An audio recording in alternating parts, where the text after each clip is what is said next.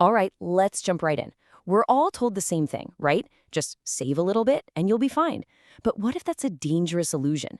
Today, we're diving into an argument that says in the world we're living in right now, those traditional financial safety nets, they might just be a mirage, and that a very specific number, $100,000, is the new minimum for real security.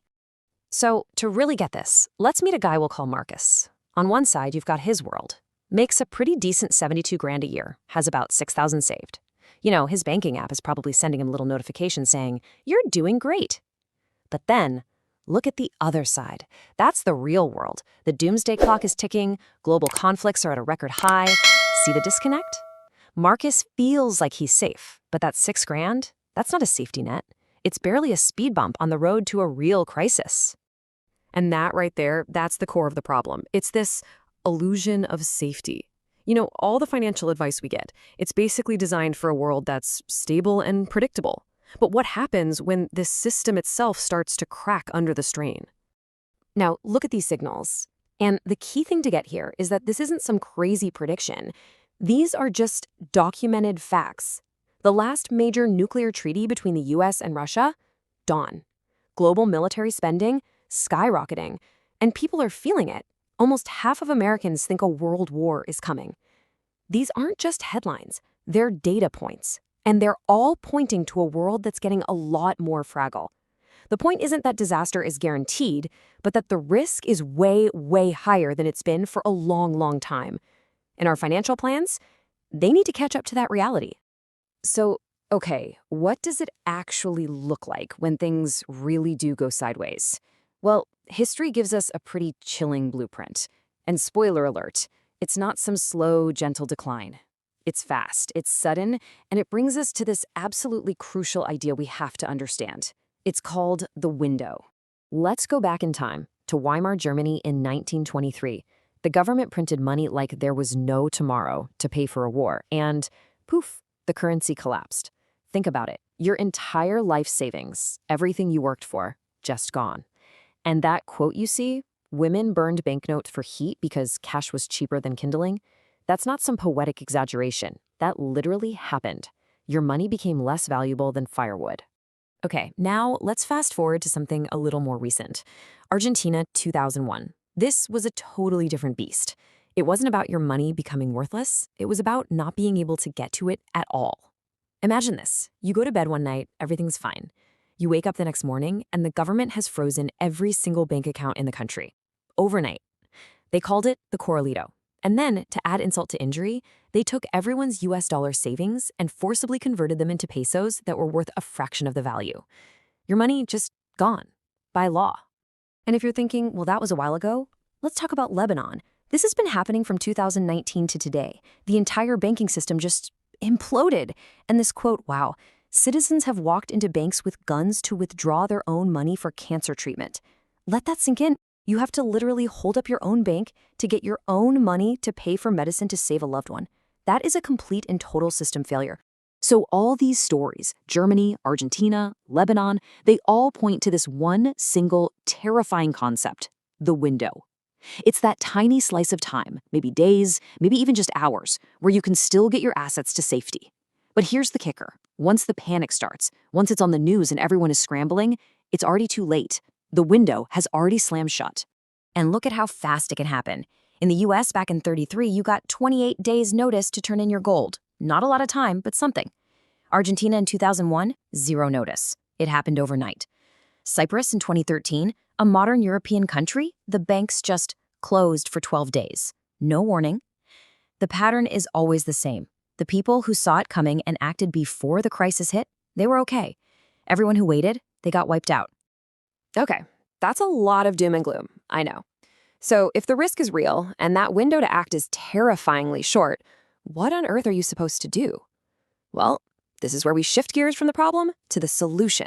And it's not just some vague advice like save more. No, it's a specific, calculated formula for survival. And that number is $100,000. Now, why that specific amount? Listen, this is not about being rich. It's not about buying a fancy car. It's about buying the single most valuable asset you can have in a crisis. Options. The option to leave. the option to hunker down and wait, and maybe most importantly, the option to rebuild your life when the dust settles. See, that 100K number isn't just pulled out of a hat. It's broken down into 4 critical pillars that you have to cover at the same time. First, you need living expenses, a runway to survive for at least a year. Second, you need relocation money, the actual cost to get you and your family to safety. Third, you need an inflation hedge, assets that don't just vaporize when your currency does. And fourth, you need rebuilding capital, your stake to get back in the game after the crisis. And this is the whole point. This is so important. If you have, say, $50,000, you might be able to do one of those things. Maybe you can cover your living expenses for a year, but then you're dead broke. You're forced to choose, survive now or have a chance to rebuild later. But that jump to 100,000, it's transformational. Because at that level, you don't have to choose. You're prepared for both. All right, so you've got the target number, 100K. But here's the thing. How you hold that money is every bit as important as just having it. I mean, if you just stick it all in your local checking account, well, remember Argentina? Remember Cyprus? You're just setting yourself up to have it all frozen or taken. No, you need a playbook for your assets.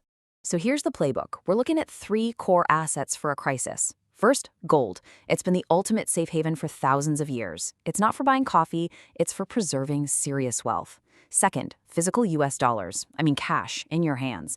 As is so in Lebanon, a dollar in the bank became 10 cents, but a dollar bill in your pocket was still a dollar. And third, Bitcoin. Love it or hate it, it's proven itself as a borderless, unconfiscatable way to move value. Look at what happened in Ukraine. Each one of these has a job to do, and each one has a weakness. That's why you need a mix. And this gives you a rough idea of how you might allocate that 100 grand. It's a balanced approach, right? You've got some liquid cash for immediate needs, you have a bucket of money specifically set aside for relocation, and another for living costs wherever you end up. You've got your hard assets like gold as a defense, and then you have that big chunk, that rebuilding capital, ready to go when everyone else is wiped out and opportunities are everywhere. Now, I get it. For a lot of people, maybe for our friend Marcus we met earlier, $100,000 in savings sounds like a pipe dream. But the argument here is that it's not magic. It's just math. And there is a clear, step-by-step path to get there. And here's that path. 3 steps. It's not sexy, but it works. Step 1. Destroy your high-interest debt. If you've got credit card debt at 24% interest, paying that off is like getting a guaranteed 24% return on your money. You can't beat that. Step 2, build a small moat, 10 to 15 grand in a savings account that you do not touch. This stops a flat tire from turning into a financial disaster. And step 3, invest, relentlessly, consistently. This is the engine that will actually get you to your goal. And if you want to see just how possible this is, look at this. This is the true cost of a typical new car payment, $580 a month. Seems normal, right? But check this out. After 10 years, that car is worth maybe 8 grand. But if you had invested that exact same money every month, you'd have over $106,000. You're not just buying a car, you're trading your entire survival fund for a hunk of metal that loses value every single day. That's the deal they never tell you about at the dealership. And that really brings us to the heart of it all. This isn't about getting rich. It's not about trying to time the market or predict the future. It's about one thing, choice. It's about personal freedom. Having this fund is what separates someone who is forced to just endure a crisis from someone who gets to choose how they navigate it. Ultimately, the argument boils down to this. The decisions you make today, right now, with every dollar you earn, are what will determine your fate in a crisis.